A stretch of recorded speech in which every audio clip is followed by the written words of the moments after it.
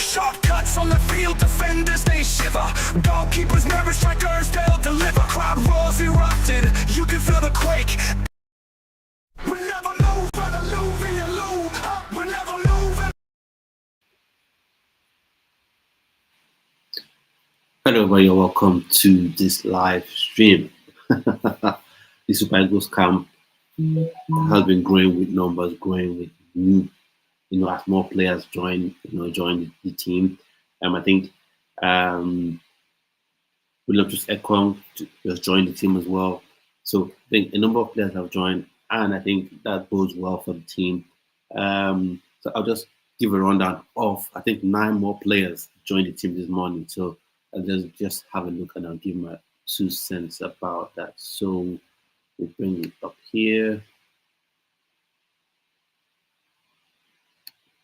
As you can see, so of course we've got William Troost Ekong, we've got Wilfred Ndidi, we've got Calvin Bassey, we've got Ademola Lookman, we've got Alex Iwobi, we've got Joseph Arebo, we've got Igor Obu, we've got Bright Osayi Samuel, and Ola AIna. They've all, arrived at the hotel for the Nigerian Super Eagles in preparation for, the World Cup qualifying games.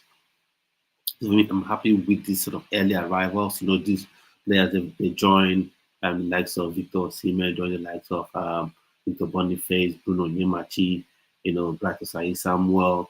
So it's nice to see that the camp is indeed bubbling and growing with more numbers, with more players coming in. And one thing that has been, a theme throughout this sort of international break has been Eric Chell, being deliberate or intentional about receiving the players, himself. So for me, what I think this means, it means there's good camaraderie between, there's good camaraderie, there's good team spirit, and it's good to see the coach leading that, creating that sort of, family atmosphere, or at least an atmosphere where you welcoming atmosphere for the players, having that bond with the players, because sometimes football goes beyond the X's and O's, it goes beyond the, coaching, goes beyond the tactics. Sometimes the relationship a coach has with his players, would make those players go, the extra mile, for that coach to go the extra mile to push beyond barriers, just like we saw with coaches like Jose Mourinho. You see the likes of John Terry, wanting to go the extra mile for that coach, just to prove that, yes, we're ready to do anything for you, coach. And I think Eric Chell, gradually, this is his first international camp with the players, gradually building that relationship. It's nice to see. It's nice to see that Troost Ekong is available. I think we missed him, in the last game, and hopefully he's fully fit. Nice to see him there. Calvin Bassey as well. Ademola Lookman. So all the big hitters are beginning to arrive and beginning to fill me with confidence. And it's very important not to have injuries. So far, so good. No injuries to, key players like Victor Osimhen. No injuries to key players like Ademola Lookman. So for me, I'm really happy. Really happy about that. Now, speaking about the game proper, going into that game proper.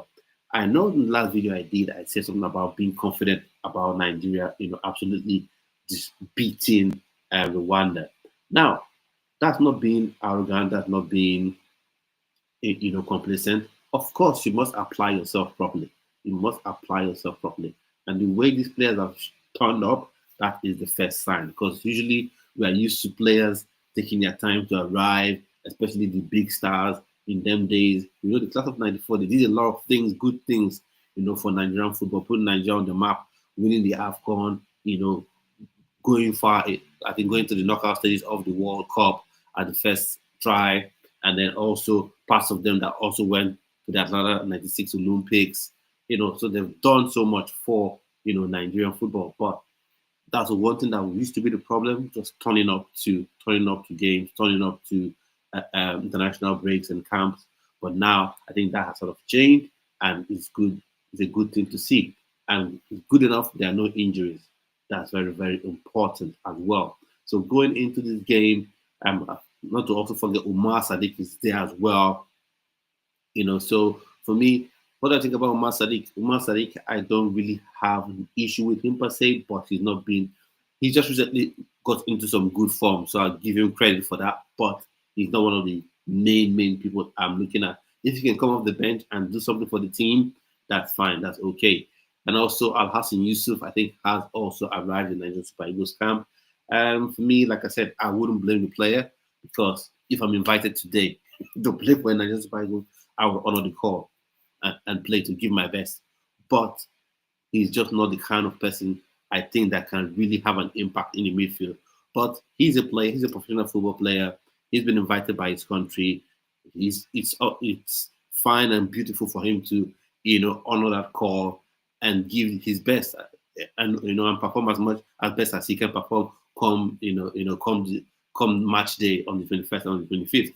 But for me, I don't quite think he is someone that suits into a retail system because for me, I think a retail, like I keep saying on this video or on this channel rather, he likes to play high energy football. And Al Hassan is more of someone that can sit back and more at his best, at his ultimate best, is the player that likes to sit back, mop up, win tackles, get balls, and give it out to more, gifted players. But I don't think he has that energy. I don't think he has that tank, to drive, go two ways, take the ball from defense, push up, into attack, and then give it to the strikers there to work some magic. But all in all, maybe he can be useful as well. But Joe Aribo hasn't been on spectacular form for Southampton. I think he's moved around a bit.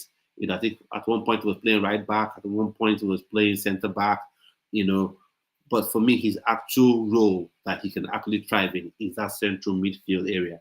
So in terms of the athletic ability, in terms of that physical ability, he can do that aspect, going to a box to box. But the issue I have is the question of quality. Does he have the quality?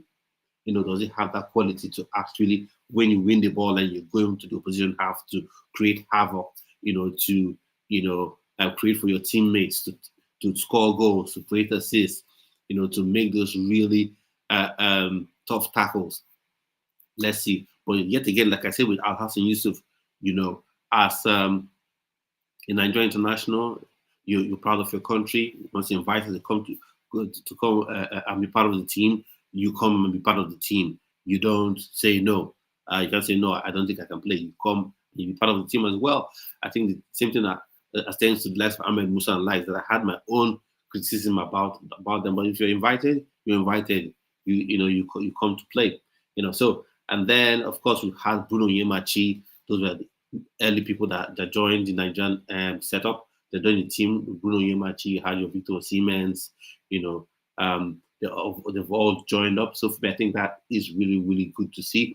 And now, speaking about the game itself, about the game versus Rwanda, I think that's the game that Nigerian Super Eagles need to, from the first blast of the whistle, take that game really, really seriously, in my humble opinion. What you don't want is to be complacent going into that game.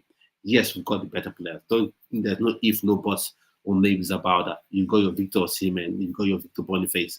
I think those are the two that should lead the line. Those are the two players that should lead the line. And then you have the Ademola Lookman. So for me, it depends on how Eric Chell wants to set up the team. If Eric Chell decides that he wants to set up the team in a way where you're playing with three central midfielders, one attacking midfielder behind two strikers, then for me, I would opt for an Ademola Lookman, that would be behind a Victor Boniface and a Victor Osimhen. And in the middle of the pack, I would have your Joe Aribo, your Wilfred Ndidi, and your Rafael Onyedika, in that midfield. And then, of course, centre back William Troost Ekong and Igor Gu, my opinion. And then Calvin Bassey can be a left back, and Ola AIna can be a right back. And of course, Stanley Wabali will be in goal. Although, speaking about the strikers, I really wouldn't mind if I saw a partnership of Tolu Arokodare and Victor Osimhen paired up in that striking position. So I don't have any issues. I don't have any issues I wouldn't have any issues with that sort of pairing.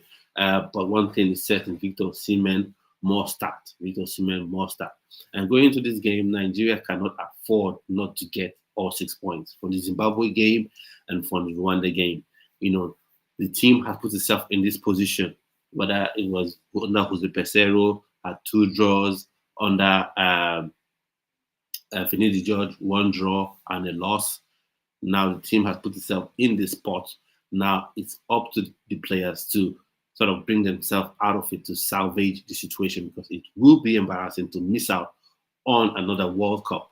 It will be seriously embarrassing to miss out on another World Cup. Miss out on the last World Cup. I was supporting Morocco, I supporting Senegal, and the rest. For me, I am tired of supporting other countries. It's time for us. We want to support, the Nigerian Super Eagles going into those games. So once again, the players that joined this morning, William Troost Ekong, Ademola Lookman, if I'm not mistaken. We've also got Umar Sadiq as well, that joined up this morning. So the camp is really, really bubbling. It's nice to see players coming in earlier, like I said. But going into this game, this is a game that must be taken really, really, really, really seriously, in my opinion. In case you missed it, there's a video that's on the channel about a brilliant, brilliant player that I think we should all look at. Now, let's see some comments, about, the Nigerian Super Eagles that are on X. So I'll just share my screen a bit. Yeah, I'll just share my screen in a bit. And then I want to know what your thoughts and opinions are about this game, about this fixture. What are you expecting to see? Are you happy with 4 points from 2 games, or are you happy with 6 points? Do you think these games are make or break for me? Personally, I think it's make or break. If Nigerian Super Eagles don't get, the 6 points from these games, I'm not sure we'll be able to qualify for the World Cup, in my opinion. So I want to know what you think. And now, yeah, so we'll just increase the size of it. So this is what some fans are saying. So we must qualify for that World Cup. Of course, we must, because you miss this World Cup, that's another 4 years you have to wait. And by the time this World Cup is done, this class of, I don't know what to call them, Victor Osimhen will probably be 30 and over. Ola AIna will be 30 and over. Troost Ekong for sure would have retired already. So this is a World Cup we must qualify for. So Nigeria needs to trash Rwanda. For me, this is how I look at it. Nigeria should trash Rwanda. That's one. I would like Nigeria to beat Rwanda, to defeat Rwanda, for sure. But for me, 3 points is what I want. 3 points. Whether it's win by 1 goal, or win by 2 goals, or win by half a goal, if that's even possible, I'm okay with it. Just get the 3 points from both games. So why did he join the team in the first place?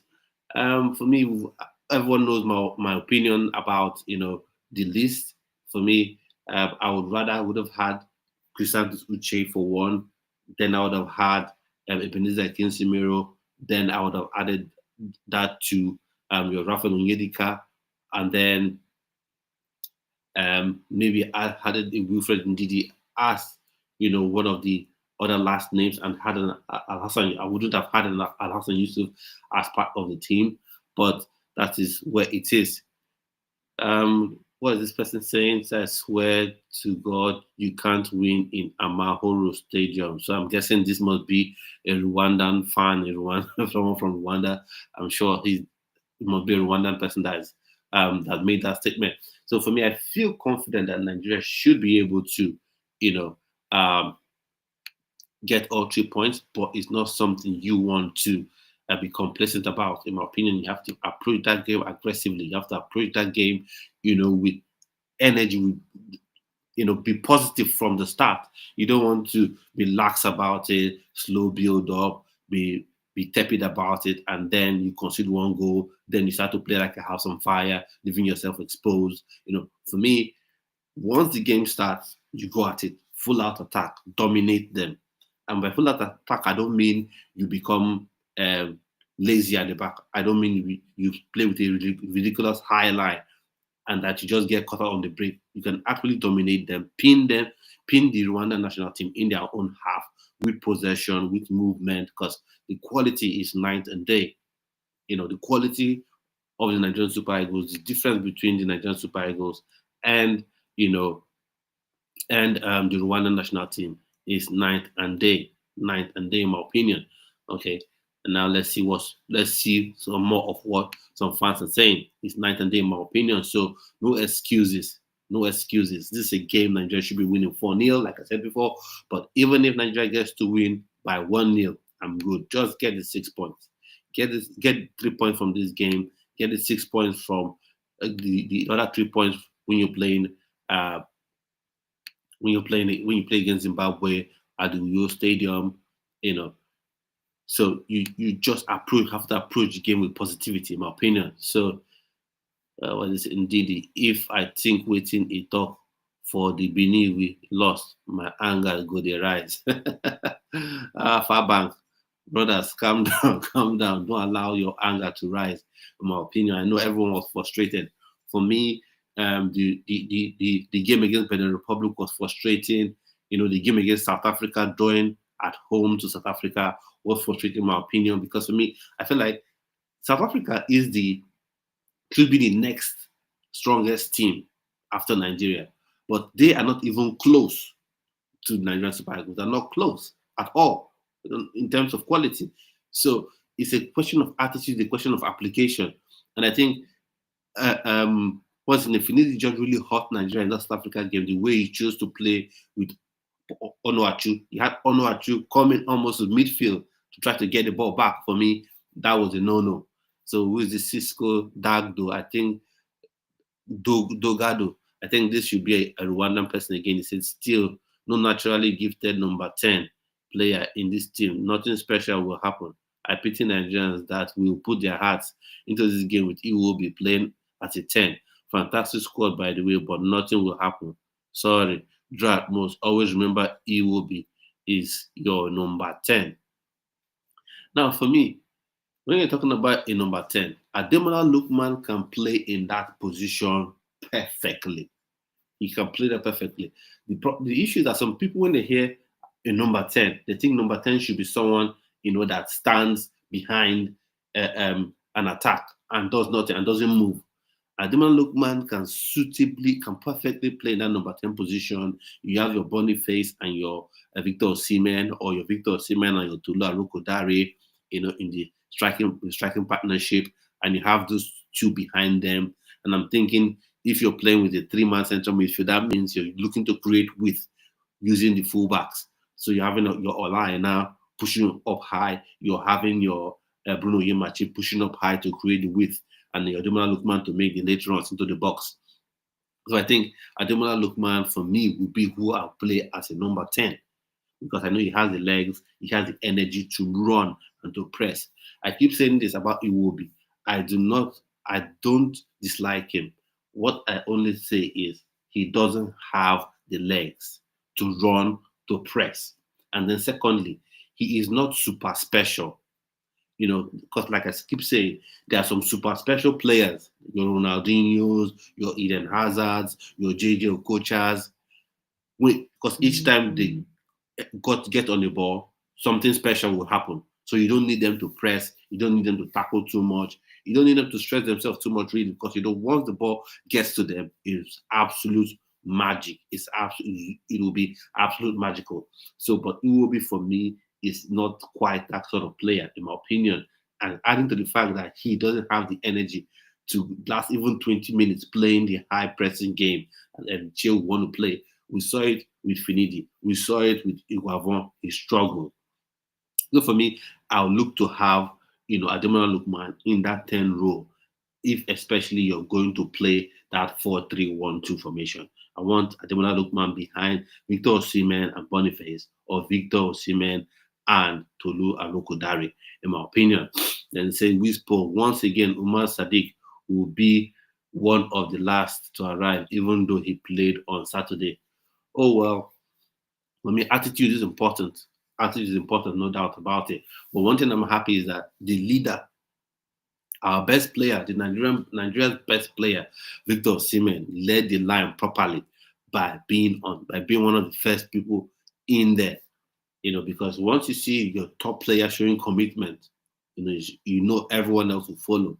And he can be in the position to say, I'm the top player, I've come in early, I'm putting in the hard yards. You should do the same. Now, Sadiq Umar, I think he can be a decent contributor. It's not like he can't contribute, but I just placed Victor Osimhen, I placed Tolu Arokodare, I placed Victor Boniface.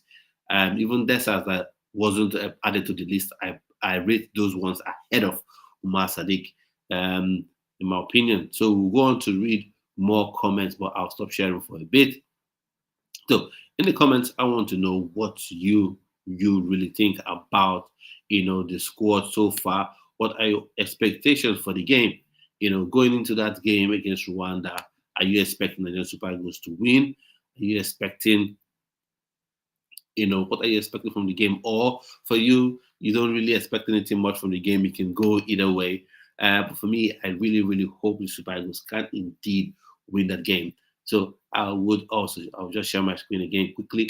For me, I think Super Eagles of Nigeria can and should win that game. It's all about application. First off, I want to see how, Eric Chell sets up his team, sets up this team.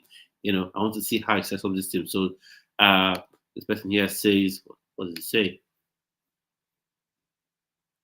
They say, I'm confident. This one says, I'm feeling confident. Fam Jabat says, I'm feeling confident the zeal and responsibility of the players to report to camp early.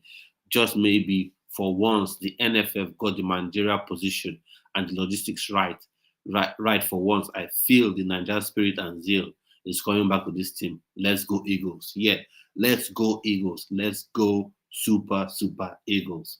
All we are saying, let us win this game. So for me, the thing I've seen is Eric Chell, the way he has gone about his work, I have been impressed. I'm not saying he's the guy, he's the new Jose Mourinho for Nigeria, he's the new Guardiola for Nigeria. No. But what I'm saying is that the way he's gone about his job, he's gone to watch domestic league matches in the MPFL. He's gone overseas to see the top hitters in the big European clubs, in the top European leagues. He's seen them, he's had that interaction with them, he's built that camaraderie with them. And some people don't understand how important this is to have that camaraderie between the coach and the player, to build that sort of relationship between the coach and the player. It's very, very important because when you're on the pitch, as a player, sometimes you have that thought, about your coach, that this is a coach that has put so much trust in me. This is a coach that treated me right. This is a coach that showed me support. This is a coach that treated me like a human being, like a person. So that gives you that additional motivation. Of course, there's no, you must be motivated to play for your country. You must be motivated to play for your national team. But sometimes that additional bounce that, okay, I'm playing for this guy that puts so much trust in me, that believes in me, that gives you that extra bounce, that gives you that additional bounce, to really, really push, to go forward. Let's read more of the comments. I'm seeing a lot of positive comments from, on X.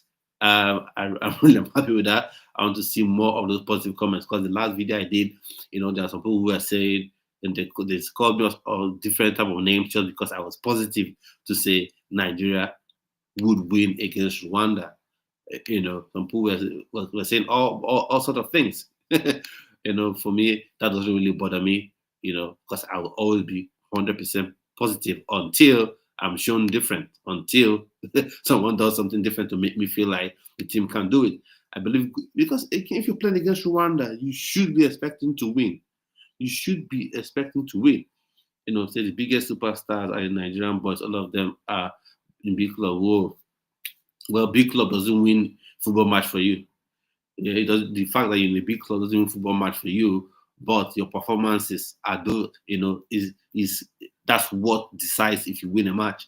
If you believe the Super Eagles will qualify for World Cup like this comment, okay. If you believe the Super Eagles will qualify for the World Cup like this comment, Super Eagles has 2 defenders in Premiership, which is really a plus. Victor all the way. Well, it's good that they have defenders in the Premier League, but that's not the end all be all. But what is important is that those players, especially your Ola AIna is for me, Ola AIna is the best right back in the world. Take that to the bank. He is the best right back in the world. Mention who is better.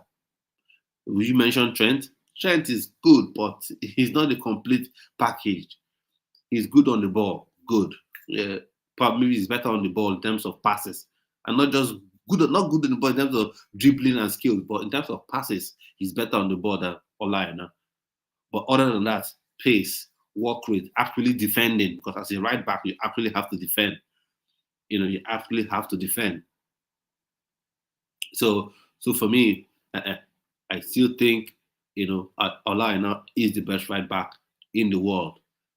So for me, let's not even let's not even go there. So I think he'll be instrumental to this team as well, and he has arrived, and he and Alex will be our mates and all that. That's good to see. But for me, I think Ola AIna is one of the very best in the world. He is the best right back in the world and one of the best defenders, in the world. So I'd like to know your personal opinions on this in the comment section. Let me know what you think about this team, about the World Cup qualifying games coming up. What are your score predictions? Let's know. What are your score predictions going, into this game? Let us know what are your thoughts and opinions on the game. Who do you think would come up tops? Who do you think would be the person to determine how this game will go? Who will score? I think Victor Osimhen definitely is a stronger candidate for goals in this game, 100%. I think Victor Boniface as well. This could be his tournament. It could be his time, not tournament, but it could be his time to get his first goal for the Nigerian Super Eagles. In my opinion, I think this will be his time. This will be his time. This will be his time to get his first goal. I think Troost Ekong too, because he's always a sure bet to get goals off of set pieces. It's always a sure bet to get goals off of set pieces. So for me, I think yet again, yes, he could be a strong candidate to get a goal. Ademola Lookman as well. That's another strong candidate to get goals going into this game. You can see the boys have arrived, captain and Ola AIna, top two performers in the team, and we're expecting so much from them, and like I said, this World Cup they have to qualify not just for us Nigerians, not just for us football fans, but for themselves as well, because most of them, like Ola AIna, is 28 years old. He's not a young kid anymore. If he misses out on this World Cup, if he misses out on qualifying for this World Cup, that will mean that the next World Cup, I don't think he will be going. I don't think he'll be going. And for Troost Ekong, that is the next World Cup. I think he'll be too old for it, because right now I think he's 36 years old. And then by the time the World Cup comes around, he'll be 37. And then by the next World Cup, he'll be well into his 40s. He'll be 41. So he will no longer have the opportunity to play. Victor Osimhen will be 26. Next, by the World Cup comes around, he will be 27. By the time the next World Cup will come around, he will be 31. I don't know if he'll still be in tip-top shape to go into that World Cup. So these players have to be serious with this game. So it's nice to see everyone happy, chummy, coming into the game. And then keeping this aside, let's go a bit technical. So what type of formation would you want, Eric Chill to deploy in this game? I know his typical formation is a 4-3-1-2, but one thing I want people to understand: one of Nigeria's strongest points is pace. Our fullbacks are pacey, wingers are pacey, strikers are pacey.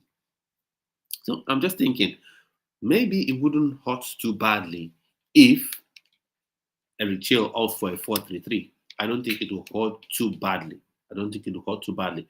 Also, I want to also mention that I'll be doing a watch along for both games, and I've said it before. So if you want to join me in that watch along of the match, please let me see in the comment section. If you like this content as well, please share it and like the video as well. And just to mention, there's a video on the channel where I talked about Shola Ogundono. And Shola Ogundono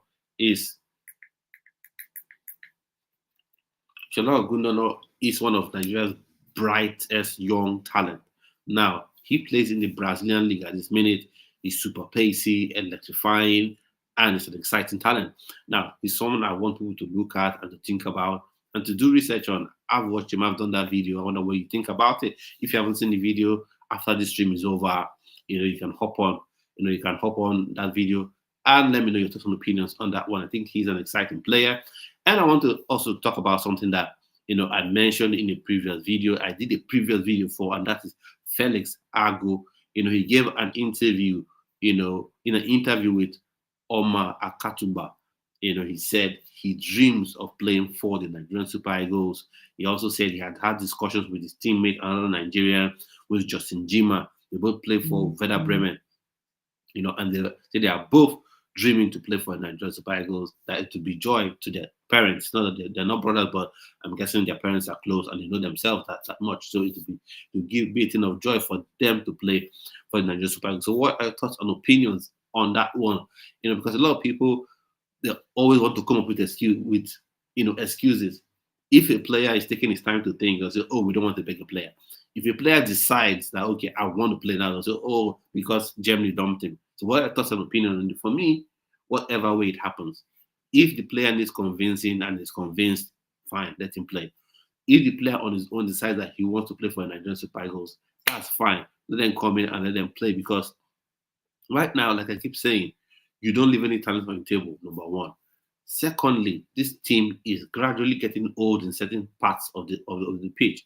Troost Ekong is already, he's way into his 30s, and he said this is his last AFCON, and this World Cup, if Nigeria does qualify, will be his last World Cup. Will be his last international tournament for the Nigerian Super Eagles. So that's that. Ola AIna is 28 years old. By the time this World Cup comes on, he'll be 29. And then by the time the World Cup is over, by the time talking about the next World Cup, he'll be 31. So that'll be it. I'm not sure he can still, maybe he can still play, but I don't think he'll be up to that level, the level that he's on at the minute. So you need someone to be in that spot. So I think this is the right time where you begin to look for players, where you begin to scout for talents, to be part of the team, grow with the team, learn off more experienced and teammates, and then when the more experienced teammates, the older ones, and now stepping off and now retiring, then you have these ones coming. Because one thing you want to avoid is the entire team retiring at the same time. This one retired 2 months in, this one retired 3 months in, and you're left with, the squad is left bare, and then you're now forced to bring young players who will now be, running helter skelter, trying to get experience. They're a bit confused because they don't have anyone to lead them on the pitch. So I want you to think about that as well. About Felix Agu, says it's a dream to play for Nigerian Super Eagles. And for me, I think the NFF, the Nigerian Football Federation, the Nigerian Sports Commission, you should jump on this, because this is not something that's happening for only Nigeria. People don't get this. All over the world is happening. Within England and Ireland, you are having, battle for players. Between Morocco and Spain, you're having battles for players. Between Morocco, Spain, and even Senegal, there's a battle for a player, and Senegal has won out and has got the rights and has got the player to commit to them. So these are things that we should look at. I'd like to know your score predictions going into this game. What do you think the score line will be? For me, going into the Rwanda game, fingers crossed, I'm saying Nigeria is going to win 3-0. Victor Osimhen will score 2 goals, and Victor Boniface will get his first goal for the Nigerian Super Eagles. That's my prediction for the game. I may be right, I may be wrong, but I'm confident Nigeria will win that game. And Zimbabwe at home, that's a game that Nigeria should actually win. If you apply yourself properly, that's a game you should win 4-0 at home. That is it. A hat-trick for Victor Osimhen and a goal for Ademola Lookman. That's my prediction for those 2 games. Hopefully I'm right. I know you want me to be right, because we have to be, in that World Cup. So one name, Joe Aribo, he's here. So what do you think about the inclusion of Joe Aribo? What do you think about his inclusion on this list? For me, you all know my favorite people for the central midfield role or roles. Rafael Onyedika is one of them. Ebenezer Kinsimiro should have been one of them, in my opinion. And then as well, Uche Crisantos should have been the other one, in addition to a Wilfred Ndidi. For me, Joe Aribo and Al Hassan Yusuf I don't think they quite caught it, in my opinion. While for me, I think Joe Aribo matches up in terms of the athletic, physical ability. I don't think he quite matches up when it comes to the actual quality, because he has been moved up and down in Southampton, moved to right back, moved to centre back, moved all over the place. So in terms of physical ability, I think he makes it. But in terms of the actual technique, skill, quality, I don't think he matches up to what we need. And Al Hassan Yusuf, for me, he misses out on both fronts. He misses out on both fronts. Of course, he doesn't have the athletic ability. People have said he's Nigeria's N'Golo Kante. I can't see it. I've seen a couple of games, seen a couple of videos. I don't think he meets up. And even when he plays for Nigeria, I've not seen that mobility that N'Golo Kante has. Especially when he was playing for Chelsea and Leicester. The mobility where he moves up and down the pitch, and before you know it, he wins the ball. I've not seen it. I've not seen that dynamism from Al Hassan Yusuf. And then physically, he doesn't match up physically for me. Because one thing people don't understand is you want to play that 3-man midfield role. It's not an easy thing to play. You need the energy to go both ways and still be strong and not be overly exhausted. And you need the quality to provide defensively and offensively. So having him there for me doesn't work. It doesn't work. It doesn't work. When you look at the likes of people, we had Frank Onyeka that has played virtually all the games for Augsburg in the Bundesliga. He has played virtually all the games. And then he's not on the list. Al Hassan has played only 2 games or 3 games. Yet he's on the list. And then sometimes people, say, oh, the national team experience. Onyeka has experience more than Al Hassan Yusuf. Uche Crisantos, he's been dominant for Getafe. Excuse me, he's been dominant. We've seen him, and he's been a top player, not just for Getafe, but in La Liga. He's been a top player. And some people say something strange. And they say, how does the form of a player have anything to do with how you play in the national team? I feel a bit confused. What do you mean by that? What else would you use to judge a player? Is it not how the player performs, for his club? Or you think you just see a player, well, for instance, a striker that has not scored any goal in the past 10 games, and you invite him to your national team, and if he doesn't score, would you be surprised that he doesn't score? You won't be surprised because he hasn't been scoring.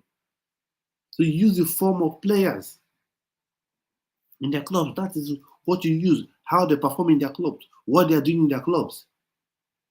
And also you play them to their strengths. That is the thing I always say about Victor Boniface. I know he struggled. For Victor Boniface, I know he struggled, for when he's come into play for Nigeria. But one thing I've always said, before I give my final, judgment on Victor Boniface for Nigerian Super Eagles, before I give my final judgment, I want to see him played the way he's played in Bayer Leverkusen. If they play him that way and he still struggles, okay, I can say, okay, you're not serious, okay. But if he's played that way, because Victor Boniface thrives when he plays off another striker, when he has a number 10 close to him, like you have Florian Wirtz always close to Victor Boniface. You have Schick always close to Victor Boniface, and he thrives, and that's where you see his best. So for me, if Eric Chell goes with this 2-man attack, 4-3-1-2 attack, Victor Boniface and Victor Osimhen, I would like to see that partnership thrive. And I also like to see Ademola Lookman close to these 2 strikers. And if that is done and Victor Boniface still struggles and does not deliver, then I'll say, okay, I come the Nelu. I take my hand up. I don't argue. But you must play them to their ability, to their strength, what they are good in. You don't see a player, that is very quick and likes to run, and you play him in a position where he can't run. Even I say this about Premier League clubs. Sometimes they play player in the wrong position, and people cry and complain, this player is not good. No, it's not because the player is not good. It's because the coach is not using him rightly. And that's the problem Nigeria had under Finidi George. He was playing players in odd positions. Onuachu was turning to a midfielder as opposed to being an out-and-out number 9. So Boniface, I want to see how he does when he pairs up with Victor Boniface. When Ademola Lookman is the number 10 close to him. If he doesn't perform then, I say, yeah, he's not serious for Nigerian Super Eagles. Then I can say that. But otherwise, let's see what he can do. Let's see what he can do. And for me, another thing is I want Eric Chale to put fire in the hearts of these players. I want him to make them know that from the first blast of the whistle, you get going. You get going, because that has been what has cost Nigeria a lot of the time. A game starts, you're slow, you're joking about, slow, before you know the opposition team scores, and then sometimes they're still slow, and then you want to be aggressive towards 10 minutes to the end of the game, 15 minutes to the end of the game, and then it's over. And then it's over. Because the opposition team will sit back. The only way to affect this team is to score them early. Rwanda, first 10, 15 minutes, you get the first goal. Then you can now hit them on the counter. You can even switch the formation to a 4-3-3. That's what I'm thinking. Maybe switch formation to a 4-3-3. If you're able to get that goal and you play with two wingers, Chukwueze on one side, Ademola Lookman on one side, Victor Osimhen through the middle, and then maybe have your 3-man midfield.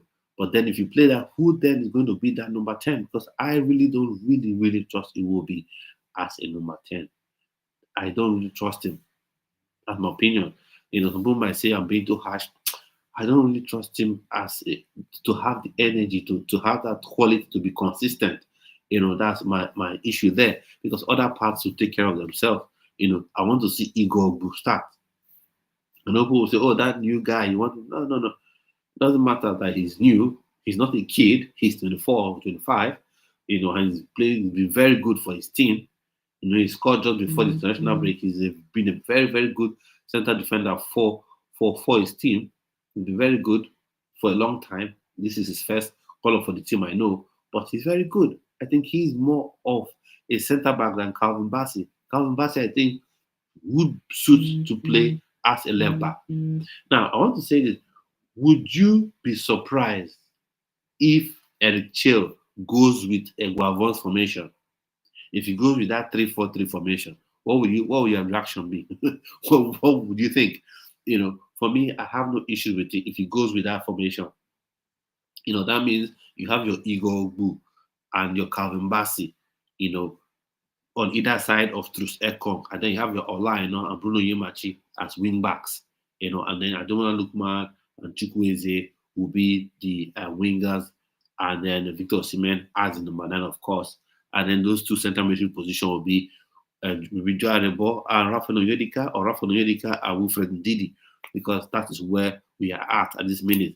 Chris Santos, that would have been a perfect fit for that position, was not invited. And people keep telling me strange things, that your club form should not determine whether you're going to get called to the national team. I don't understand. That doesn't make sense to me. But some people want to convince us that is a thing.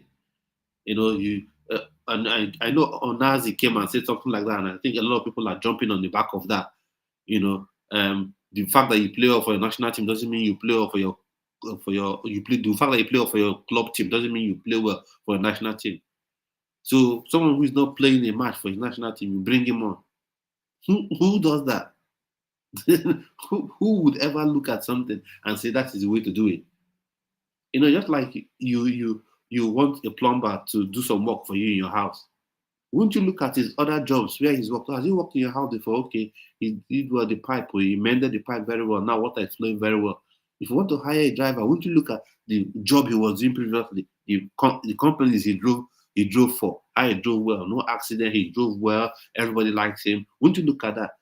Or would you look for a driver that has been smashing up cars and say, okay, that's the one. He's not driving well for Mr. X, but I want him to work for me.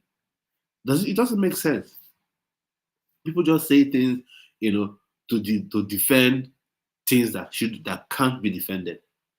And for me, what gets me is that this is the era. In this era, Nigerian Super Eagles, we have too many quality players to be going for mediocre players.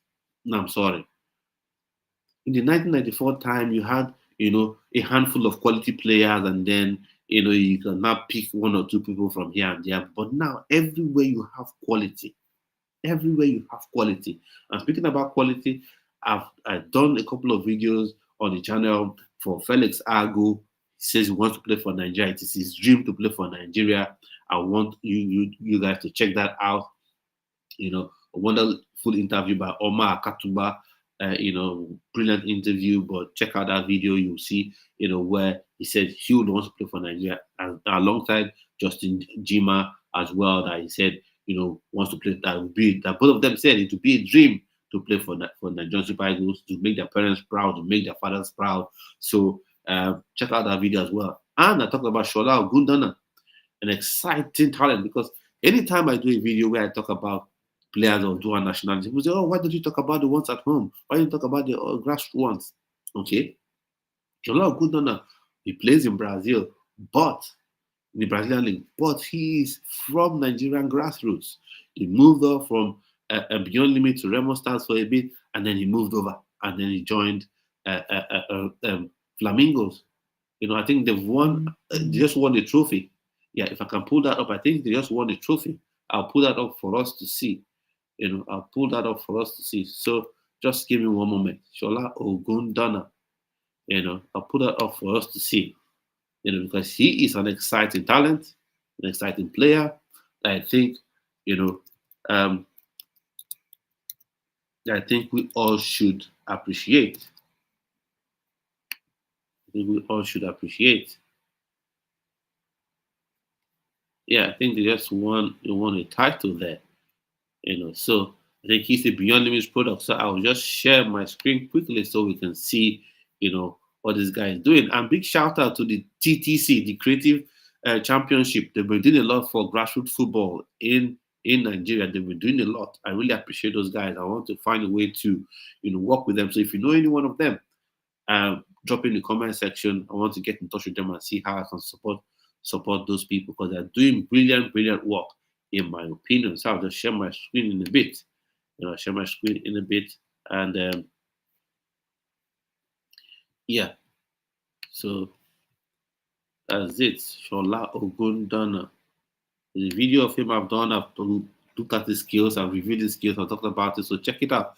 So always putting the academy's name on the map. They're doing a good job. So big congratulations to Shola Ogundana, who scored 2 goals and had 2 assists in 5 games at Flamingo. Won the 2025 Copa Libertadores for the under-20. The feat earned him hero of the tournament. In other words, MVP or player of the tournament or something like that. So you can see that he is a special player. He's a special player, he's a special talent, and it's a player that people should be looking at more. People should be looking at these players. The other day I talked about Onyemaechi Obasi, another special talent. He just has Nigerian nationality as well. These are players you should be looking at. These are players you should be looking at integrating into the ecosystem of Nigerian football. When I mean ecosystem, I'm not saying immediately Super Eagles. No, but let them feel like they are part of Nigerian football setup. Be involved in under 20. After this World Cup qualifier, set up a couple of friendly matches, 5-6 friendly matches. You bring Onyemaechi Obasi, you bring Are Porabo, you bring Shola Ogundana, you bring Jude Sunday, you bring them in, and let them begin to learn, let them begin to understand what it means to wear the green, white, and green of Nigeria at the senior level. Begin to get integrated into the setup. Talents abound.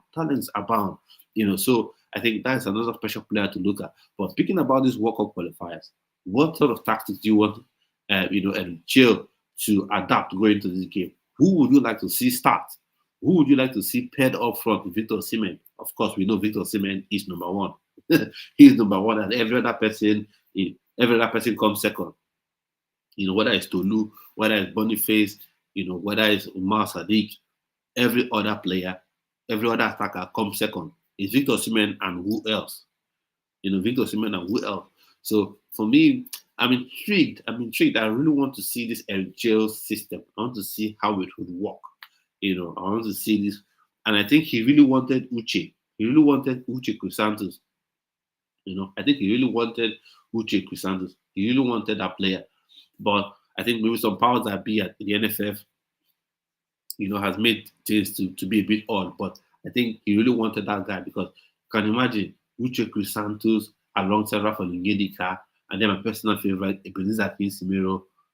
It makes your job easier. But for now, see Al Hassan Yusuf, nah, for me, I don't think it worked. But so, who would you like to see start?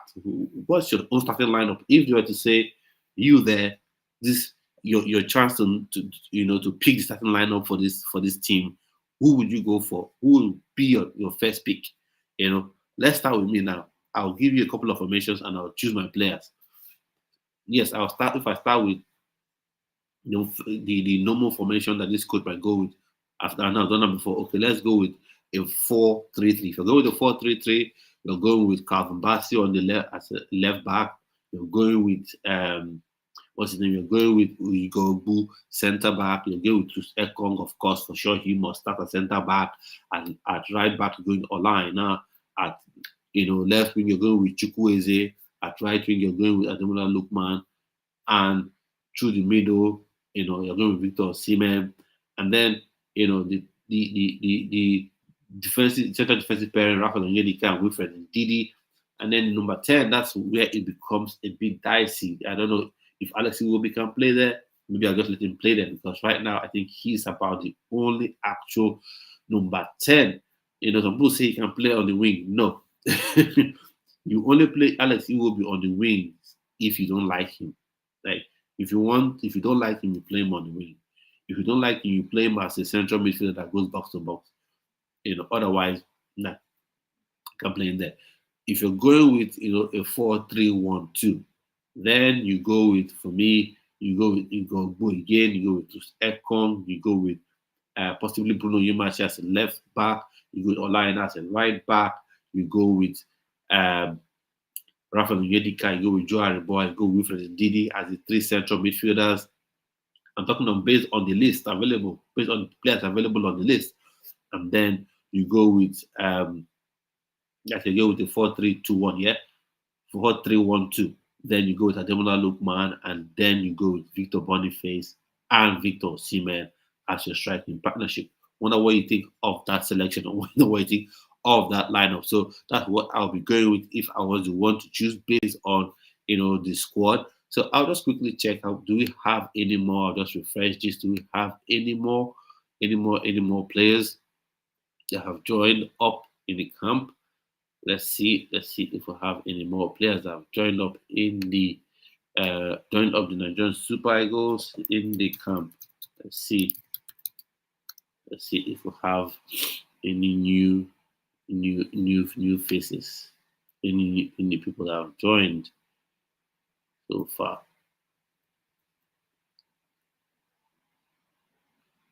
Let's see. No more. It's still the same.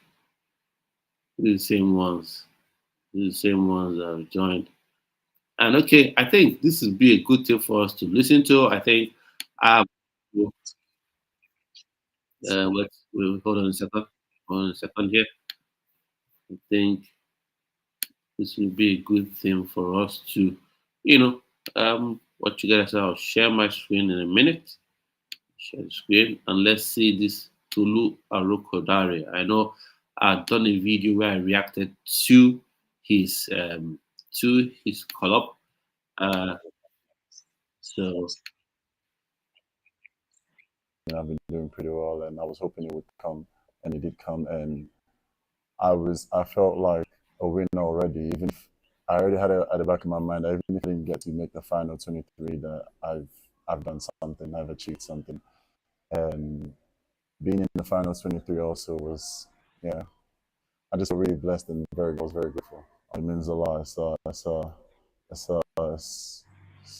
one of the best things that can happen. Someone says he's Nigerian, I don't see it anyway. I know people always want to compare. You always watch. I don't see that connection. The national legends play. Always wanted to play for your national team, and finally being in that position to be able to play for my country, it means a lot to me. Yeah, so that's Tolu Arokodare. For me, I think is really good. If he was not invited, then for me, I would have rioted. apologies. That's just a joke. I'm just joking. If he wasn't included, in this list, then I would have felt like something was wrong, because for me, you have to go with your best performing players. That's the only way you do it. People may come up with different theories. Oh, a player can play differently for a club and then play perfectly. Where do you see that done? It's never done. And he's the highest goal scorer right now, not just for his club, but in the entire Belgian league. He is the highest goal scorer. So you have to have him there, because this game, some people say Nigeria should win 6-0, some say it should win 5-0. For me, just win. Just win. Win, that's it. Win. Win, that's what we're looking for. So all the strikers you have firing on all cylinders, you need them to be in your team. Obviously, you're not going to play a team full of all strikers, but you need options. Maybe you start with the Boniface and Osimhen. If one of them is struggling, you can bring on a Tolu Arokodare. You change things up a bit. Or even if Nigeria may be winning 4-0, 5-0, you can go to the sub bench, rest Victor Osimhen, because sometimes we see Victor Osimhen injured is because he has been overplayed, because he seems to be the only one that puts that pressure, on your position. Now you have another person in Tolu Arokodare that can put that pressure, that can have that energy, in the attack. That can be a dual threat. It can be a dual threat, because one thing with Victor Osimhen is he can do it on his own. He can be the lone striker, but he's someone that can be selfless if he's paired up with another striker. And I think Tolu Arokodare as well, has been on fine form for his club in Belgium. And I think he and Victor Osimhen pair up really, really well. Same thing with Victor Boniface at the minute. Victor Osimhen is the number one striker. Then you choose between Tolu or Boniface, see who pairs up, with him. So for me as well, there's another formation that Nigeria can use, can be unique. For that, a narrow 4-3-3. A narrow 4-3-3. And by that I mean you play with your normal back four. Maybe you go with Bruno Onyemaechi at left back, you go with Calvin Bassey and Troost Ekong as your center back pairing, Ola AIna at right back, of course, you must play. And then you go with your Rafa Onyedika and your Wilfred Didi as a center midfield pairing, and then you have your Ademola Lookman as your number 10. And then you then go with Tolu, Victor Osimhen, and Victor Boniface. You have them, because the unique thing about Nigerian strikers is this. They are not just giants that can move. They're not just big, those days where we had Kola, the Czech player that used to play for Dortmund. Just big, tall, but you don't have speed. You just want the ball to be played into you. But you have strikers that have that pace, that can run the channel. No, they're not wingers, but they have the pace and they are powerful enough, to run the channel. So you can have your Victor Boniface, your Victor Osimhen, your Tolu Arokodare, all paired up in the 3-man narrow in the 18-yard box. So each time the fullbacks come with their crosses, each time the fullbacks, come and create with, you always have 3 men in the box ready to pounce and score goals. And for me, I think that would be a formation that would really worry the Rwandan team, because who are you going to pick up? If you play with 2 center backs, who are you going to pick up? You have people who are going to worry you all day, all through the game. And then Ademola Lookman coming in behind those 3 people, because Victor Boniface, Victor Osimhen, Tolu Arokodare, they will really, put pressure on the opposition defense, and that can create a lot of space for Ademola Lookman, create a lot of space, for your Bruno Onyemaechi, for your Ola AIna to overlap down the flanks, because no defender right now in the world, and definitely not in Africa, will leave Boniface free. No one will leave Victor Osimhen free. No one will leave Tolu Arokodare free. They will all be occupying people. Worst case scenario, they'll occupy everyone in that defense, and that opens up the field for everyone else. And then they can also, contribute, get goals and assists of each other, just like we used to have with Mane. For Liverpool, we used to have Mane, Salah, and Firmino. So this one can be, 2.0 of that kind of formation, because now you're having not just players who are fast, but players who are fast, tall, and strong. So you can have their 3 paired up in that position there, in the box, and then you have your Ademola Lookman coming on strong behind them, and that will create a problem, that creates serious problem for the Rwandan team and even for Zimbabwe. So I was just thinking, is that not something that should be tried? That's something that could and should be tried, going into that game. Or maybe you could even have Sadiq Umar replacing Victor Boniface. That's odd for me, but I think Sadiq Umar would do good to come off the bench, and you have these three. So you can go, whatever you think of that sort of setup, I think it will be something that can be very devastating for the Rwandan national team, because I think that would really mean lots and lots of goals. Some people might say, where would the creativity come from? Ademola Lookman is creative.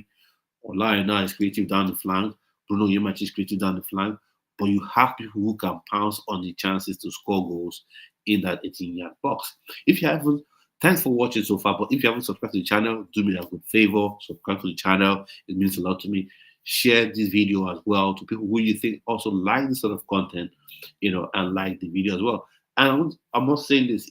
I'll be doing a watch along for both games. Yeah, there's the Nigeria-Rwandan game on the 21st, or rather Rwandan-Nigerian game on the 21st, and the Nigeria versus Zimbabwe game on the 25th.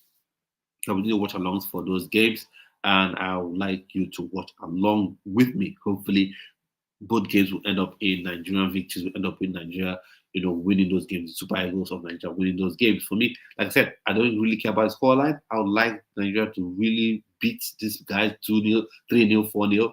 But right now, all 3 points. That's what's important. Get 3 points from each game. Get 3 points from each game. If you win all your matches, you're qualified. Goal defense does not matter so much.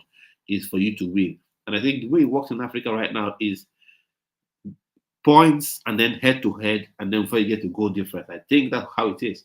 It's points, head to head, and goal difference. But for me, one thing I want to avoid is what happened to Nigeria so many years ago. Played against Angola, but we had issues with goal difference, with head to head, not goal difference. Because goal difference, Nigeria had more goals, had a better goal difference than Angola. But Angola won, the game against Nigeria in Rwanda and drew the game against Nigeria in Nigeria. So that's one thing you want to avoid. You don't want to be in that kind of thing coming towards the end of the qualifying rounds. You don't want to be solving any football mathematics, any arithmetic. You just want to be celebrating come the end of this qualifying series. So for me, I've talked about all this. I've talked about the players who've joined the camp so far, and I'll be doing more of these videos until we get to the game itself, and then those watch alongs will come on as well. And more videos to be coming on this channel tomorrow. Just keep your eyes peeled on this one. There will be a reaction to one of Nigeria's foremost young talents, young strikers as well, Rafael Durushimi. I'll be doing a video on him as well. For me, I've said he's better than Liam Delap, and some people are losing their minds. They say, "Oh, how can you say he's better than Liam Delap?" One thing people don't understand is there's something called generational platform. That is platform that has been set for generations. Platform that can put you on a higher pedestal that every eye is on you. And unfortunately, Nigeria does not have that generational platform. But in England, there's a generational platform. In Brazil, you have the generational platform that always puts their players on a high pedestal for the world to see. Of course, these players would have talent.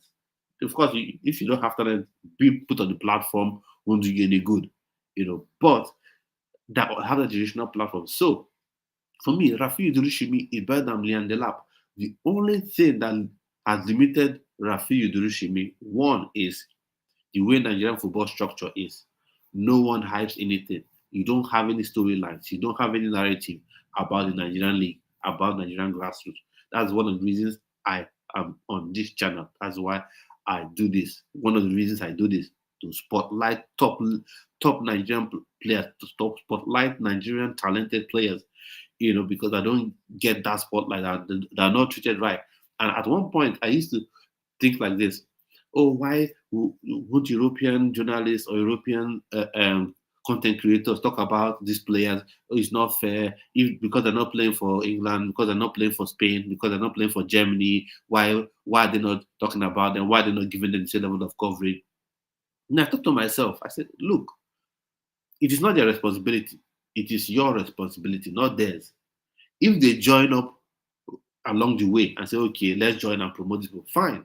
But it is not their responsibility. Their own responsibility is to talk about Cole Palmer, is to um, talk about Cole Palmer, talk about Rich James, talk about Ryan Sterling. It's not their responsibility to talk about Dorishimi. So for me, I will talk about Rafael Dorishimi, and I feel he is indeed better than Liam Delap. When you look at their skill set, look at what he brings to the table. Liam Delap is more of a battering ram, bulldoze, powerful, bulldoze people, and he scores. Good. But Rafael Dorishimi, he does everything. He's powerful, he's skillful, he's technical on the ball. He scores goals, he creates assists for his teammates. And I was so sad for him that he wasn't able to make that move to Frankfurt because of some injury concerns, because that would have been a big move for him to move from the Czech league and head to the German Bundesliga. So if you package these players rightly, if you promote them rightly, that's why you see any Brazilian 18, 19-year-old, boom, he's a superstar, 50 million, 60 million. But for us, sometimes the player who is 25 years, you find it difficult for that player to move to a big club. So for that aside, a video will be coming up here. We're talking about Rafael Dorishimi. I was spotlighting his talent, his ability, and wanted to get your opinion on him as well. So keep your eyes peeled on this channel for that one, as well as there will be more videos about these coming games, and as well I'll be talking about some dual nationals as well that we need to be looking at as well. And as part of the reaction series, I'll be reacting on a player. I have done a reaction before, but I was not happy with the quality of that. I'll be doing another one again, and because he's a top, wonderfully gifted player, and just a hint, he plays in the same club with Tolu Arokodare. So keep your eyes peeled on the page on this channel for that one. If you haven't subscribed, please subscribe to the channel if you want to. If you haven't liked the video, like the video. And if you haven't shared it yet, share it if you want. So at this point, I've come to the end of this live stream. Thanks for watching. Thanks for supporting. And I'll see you on yet another